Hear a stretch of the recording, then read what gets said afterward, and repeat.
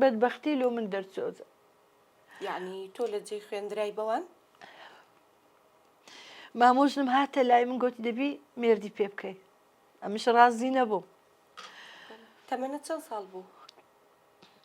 15 ساڵ بوو. مامەم هات زۆر قسەی ڕقی کرد. قسەی ناشرنی پێگومە تۆ حەیامانە بێ تەمات بە کەسە چکەیە لۆچی خۆتدانە زۆر ناڕەحەت بووم، زۆر گریام، زۆر ناخۆش. بەداخەوە ئەمن هێشتا منداڵ 15 ساڵ بۆنی شیری خاوم لێدێ دایانمە پیاوەکی 45 ساڵی. ئەی نەرمی خەم پیاوەکە کێ بوو؟ برای کوژراوەکە بوو، سەرۆک هۆزە بوو. باوەڕ تەبی ڕۆژی بووچینی لە باتی نازم بداتێ دوو شەقی لێدام.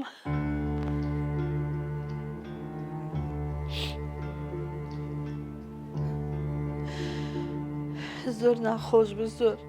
بەداخەوە یەک لە خەیزانەکانی هات گوتیە من ژنی یەکەمم ئەتو ژنی سێمی. یعنی پێش تۆ هاوسەریکەی هەبوو؟ بەڵێ دوو ژنیتکەی هەبوو. ئەوتی ئەوە نەریتی هۆزەکەیە. ئەمە لێدانەکە نەریتی ئەو هۆزە بووە؟ بەڵێ دیارە. دێمەش ئەو شەقەمان خواردێ ئەو لێدانەمان خواردێ و زۆر ئامۆژگاری کردم. گوتی کچم خۆت بگونجینە لەگەڵ خەڵکی لەگەڵ ئەو هۆزەی. ژیانم زۆر بەرەو ناخۆشیێت.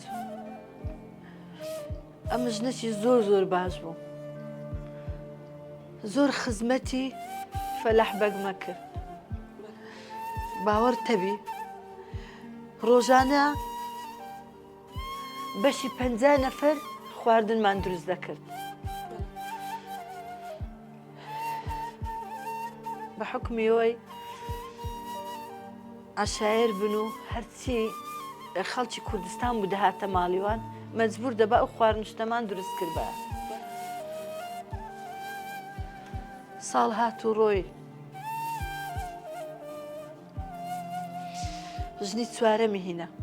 واتە بەسەر تۆ ژنێکی هێنا؟ بەڵێ ژنی چوارەمی هینە. هەمومانی کۆ کردەوە وەکو مجەمەعک. بەس بەداخەوە خوشک و برایەکانیان خۆیان بە گەورە دادەزان. ئەمەشیان وەکو سوالکەر وەکو خزمەتکار حیسابە کرد. ئەمش کوڕەکەم هەبوو ناوی سامان. ژیانم بەرەو ناخۆشیە ڕۆی ڕۆژ بە ڕۆژ.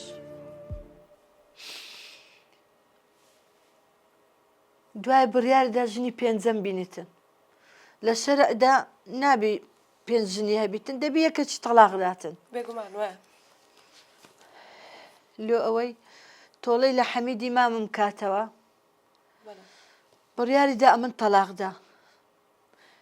ئەوە بوو قسەیان لەگەڵ مامم کردو ئەمنیان تەلاقدا. بەداخەوە هەستام ڕۆیشتم چمەوە گوندی ماڵی مامم. یعنی چیتۆ بۆ ماڵی مامت؟ ئەی ژیانت لەوێ چۆن بوو؟ باشتر بوو؟ چ لێ بجێڕمەوە وێرانتر بووم. بە خۆتەزانی خەڵک چەند بێڕەحمە. یەک دەیگۆ یەک دێجێرا یەک دەیگۆ لەسەرەوەی تەلاقدا یەک دەیگۆ لە بەدەلخینە هەریکە و قسەچیانە کرد. بەڕاستی ژیانم زۆر ناخۆش بوو. مامۆژنم زۆر لەگەڵم خەراب بوو. نەدەگونجا لەگەڵم. مامیشم دەهات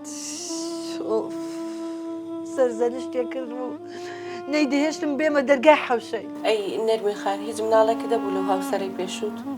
بەڵێ کوڕەکەم هەبوو ناوی سامان بوو. دەیگۆت و بێوە ژنی نابی بێ بەردەرگای. ئەو کەلیمە زۆر ناخۆش بلۆ من. زۆر ڕەزالەتم دی زۆر. لە دواییدا پیاوەک داخوازی کردم. هەرچەند حەزیشم نەدەکرد مێردی بکەم و چکە بەڕاستی مێردم لە پێشچاوی کرد بوو. ئەوەندە ڕەزالەتم دی ئەوەندە ژیانم ناخۆش بوو.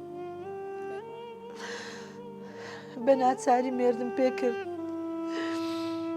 بە خۆم و بە سامانی کوڕم لەو ژیانەدا چوینە دەرێ